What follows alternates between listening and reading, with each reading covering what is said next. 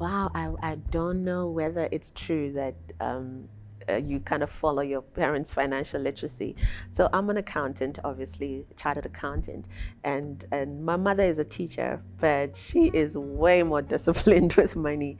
You would swear she was actually the CA in the family, and but maybe that's where I got my passion for actually keeping track of my finances and being able to advise other business owners just outside of my industry as well in terms of how to run a business, how to save, and things like that. So that is quite a good question. The bad habits that I've noticed with entrepreneurs, like I touched on before, one of them is mixing your personal expenses with your business expenses.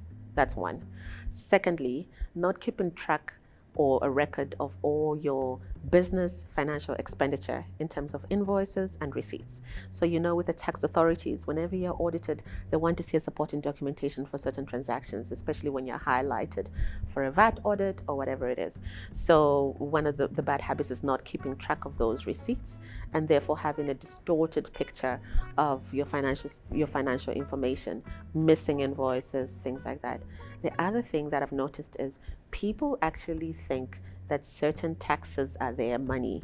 For example, VAT. Nobody wants to pay VAT for some reason.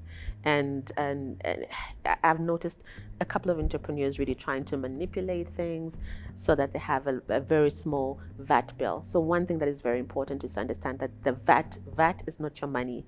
And anytime you make a budget, make sure that your budget is 15% less whatever you're invoicing your client. So that is one of the really bad habits. The other thing is just not taking the accounting function itself seriously.